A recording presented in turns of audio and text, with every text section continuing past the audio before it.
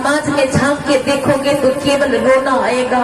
हाँ, जिन संतान के ऊपर दया नहीं, उनके पास धर्म नहीं।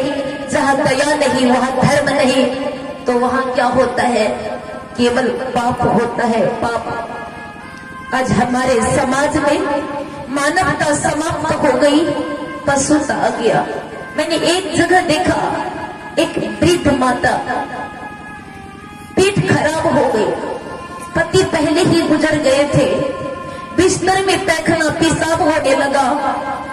उनके बेटा पुत्रों ने उसे खींच के बिस्तर सहित ऐसे झाटियों में जाकर रख दिया, ऐसे झाटियों में जहां केवल मच्छर ही नहीं, हर तरह के कांटा भी पड़ा हुआ था।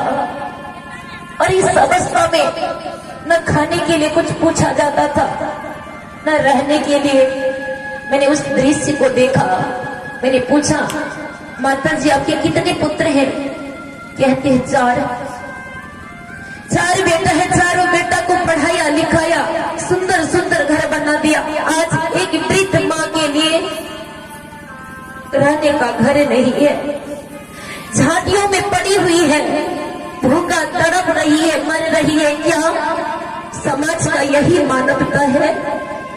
जिस वक्त आप जन्मे थे उस वक्त आपकी माँ आपको फेंक देती तो क्या होता? उस वक्त लोग उस माँ को 100 गालियां देते हैं कि कौन ऐसी माँ है जो संतान को पैदा करके झांटियों में फेंक देता। आप लोग न्यूज में सुनते होंगे, कहीं मकई के खेत में बच्चा मिल जाता। उस माँ का मजबूरी को कोई नहीं समझता है, उन्हें 100 गालियां देते हैं लोग। पर जब कोई संतान अपने वृद्ध माँ बाप को झांटियों में ले जाके जिंदा को फेंक देता है, उस वक्त लोग कोई कमेंट नहीं करता। क्या यही हमारी मानवता है? यही हमारा समाज का धर्म और संस्कृति है? नहीं। आज जिस माँ बाप ने जन्म दिया, 2 संतान होके तो वृद्ध माँ बाप को खिला नहीं सकता, उनकी सेवा नहीं कर सकती। और यदि सेवा के लिए तैयार नहीं होता है तो अपने माँ बाप को हमेशा हमेशा के लिए अलग कर देता। वृद्ध माँ बाप अलग रहते हैं, कब तक भोजन बना के खाएंगे? शरीर में शक्ति नहीं रहती है। आपके मोरंग जिला में एक घटना घटी थी, जब बेटा पुत्रों ने सेवा नहीं किया तो दोनों बूढ़ा बूढ़ी जहर पी के मर गए। गोलधाम झापा खटखटी के बगल में है, वहां ऐसा ही हुआ। बेटा विदेश में था, पुत्रों घर में सास ससुर को इतना सताने लगे, कोयराला परिवार से इतना सताया, इतना तड़पाया कि दोनों माँ बाप लाचार होकर के कोसों में कूद करके मर गया। भूख सहन नहीं कर पाया। आज हमारे समाज में सबसे अधिक कोई दुखी है तो हमारे माँ बाप है। अरे माँ बाप को दुखी मत करो, माँ बाप तो हमारे भगवान है, हमारी देवता है। और ऐसे देवताओं का अपमान करने वाले को कहते नरक में भी जगह नहीं मिलता।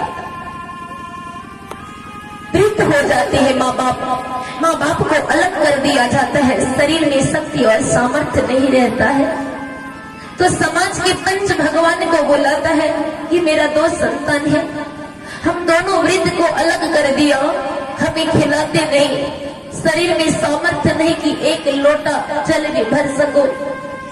तुम हमारे पंच भगवान हो, चलो हमारे घर और हमें फैसला कर दो कि कैसे हमारी गुजारा होगी। हमारे पंच भगवान आते जरूर है, पर आज हमारे पंच भगवान उल्लू में उड़ रहे हैं, उल्लू लक्ष्मी का वाहन है। हमारे समाज आज पैसों में उड़ रहे हैं, इसलिए उससे धर्म का जरा सा ख्याल नहीं, अधर्म का फैसला करके चला जाता है।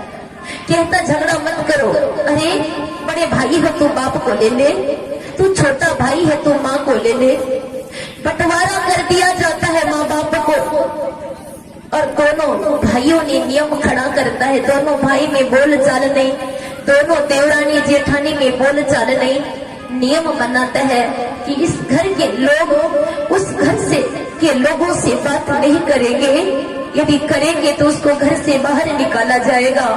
छोटा बेटा भी यही कहता है, इस घर के लोग यदि उस घर के लोग से बात करेंगे तो उसे घर से बाहर निकाला जाता है। जरा विचार करके देखो, यह नियम किन पर लागू खड़ा किया जाता है? वृद्ध माँ बाप। अरे माँ बाप साथ में थे तभी तो आपको जन्म दिया, आपको पाला पोसा बड़ा किया, प्यार और दुलार दिया।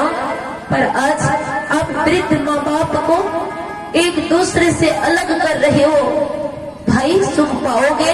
जरा विचार करो, कभी सुख नहीं पाओगे, क्योंकि आपके माता पिता दुखी हैं।